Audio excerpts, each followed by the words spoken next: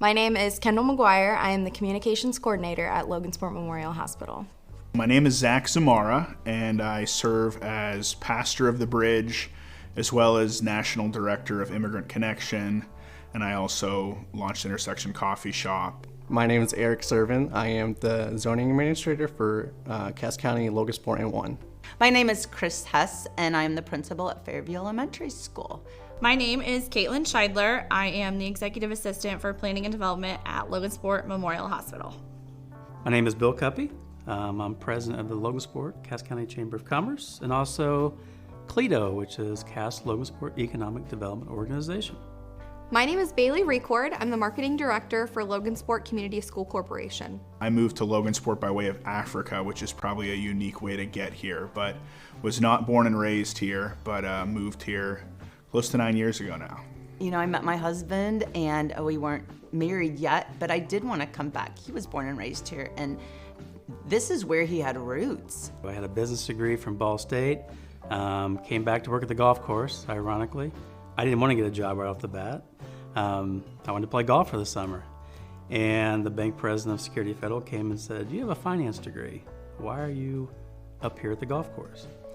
Next thing I know, I was down there for an interview, got interviewed, got the job, and worked there for the next 20 years. When I came back after graduation, I really just felt like this is where I was supposed to be. All of my family was here, my friends were here, and it's important to me in my work that it has a purpose. I never wanted to work for a big corporation. I wanted my work to have a meaning to the organization I was working for, and I kind of felt that for my community as well. I feel like I've been here my whole life. This is the community I should invest in as well. I've been here my whole life, so I grew up in Walton, and then we moved to Logansport, where I attended high school. I graduated from high school, moved out of Cass County for about a year or two because of my husband's job, and then we came back, and we've been here ever since. Lived here for about 20 years.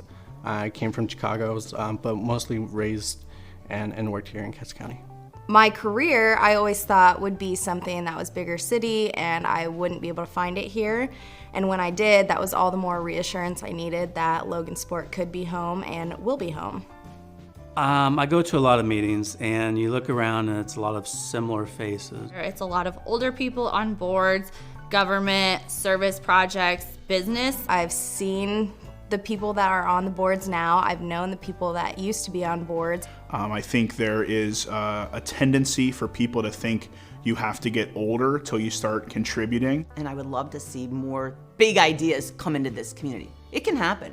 If people have vision and pull together, anything can happen, and I've seen that before. I often share in our community that what I'm striving for in Logansport is how do you build shalom, and shalom's this unique word of like this wholeness, this idea of like everything having its place. I think it's really important to invest yourself where you live. I think it's so easy to sit and think, oh man, I don't like how that's going, or, you know, hey, I think this could be better, but not necessarily do anything about it. I hate to admit it, but I was one of the naysayers that was like, oh, Logansport, so bad, you know, everything like that. But when I got here, I realized how good it could be and how much my friends still say, you know, oh, Logansport, what's there? So I am choosing to get involved because not only do I want to make them see what's here and what's available, I want to share that with everyone because I don't think you have to go far away to find something that you love. So how do you enrich your community? And I think you really have to take that next step and get involved, share your ideas, and help the community, you know, put your ideas into action. I want to be part in those discussions. I want to share and explore new ideas. What could have we done in our 20s? What maybe should have we done in our 20s? You know, I don't know that I have a specific thing. What do I want the younger generation to do? But I want them to stay.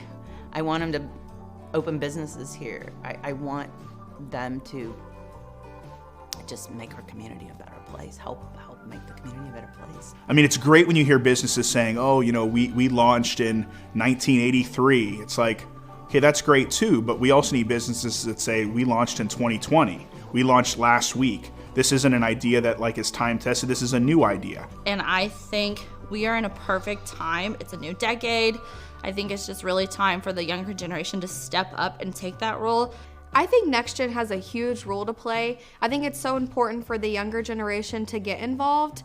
Logansport and Cass County, you look at boards and you look at administrative positions, and it is the older generation. And I think sometimes it's intimidating as a young professional of, how do I get involved? My ideas aren't going to be heard. So I hope NextGen can kind of fill that gap. I think it's a platform where a lot of us can come together, and I think NextGen could be that voice for people and be that factor that helps people decide to stay. I think that NextGen can be a place where people can give their ideas when they don't know who to give them to. I think we can be a connector between current board leaders and people that might be interested. I think that NextGen ultimately will be a place where people feel like they can come to say, hey, I have an idea, let's make it happen.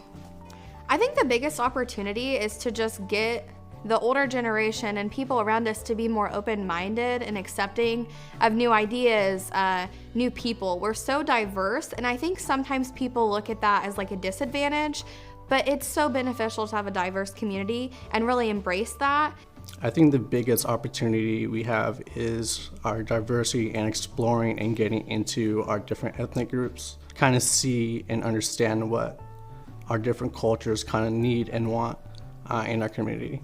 And I think our biggest opportunity is to just look at, how are we changing? How can we make the most of that? And what does the next 10 to 20 years hold for Logansport? I think we bring a fresh new perspective. We have different skill sets than the older community, and I think we have the opportunity to keep the things about Logansport that we love, but improve the things that we may not see as that great, or we may not like those things. I think that's our opportunity to really just grow and invest in our community. I think the biggest opportunity in our community is to have younger people stay. I don't think they currently do, and when they leave, I really think all they find is that they have the bigger city, but they don't have the comforts of home. And everyone always feels like they have to pick or choose whether they are comfortable or whether they have what they're looking for. And I think our opportunity is to make Logansport and Cass County both. You can be comfortable here, your roots are here, you can come back here, but you can still have what you want in a bigger city. There's jobs, there's things to do. I think that the more ideas we get from people who have the same idea that I do, that my committee shares, I think when we get everyone on board, we can make it the place that people want to come back to. There's no reason to leave to have some extravagant life. You can build something here. The easiest way to explain it that I use a lot is fabric. It's you can put 1,000,000 threads on a table and they're a pile of threads. It's an aggregate. It's a lot. You can have millions and it makes no big deal. For fabric to be strong and beautiful and vibrant, it's like, how do you make thread not independent but interdependent? How do you take thread over, under, around, and through? And the more thread you have and the more they're dependent on one another, it's like, some of you probably know there's fabric that's really beautiful. It has lots and lots of patterns and it's really strong, and it's because it's thread not independent but interdependent. So it's like, how does every generation, especially the younger generation, say, I have a part in this? If I remove myself from the fabric of Logansport and Cass County, it will mean tears in the fabric. It'll mean weakness in the fabric. It'll mean that we can't be all that we can be.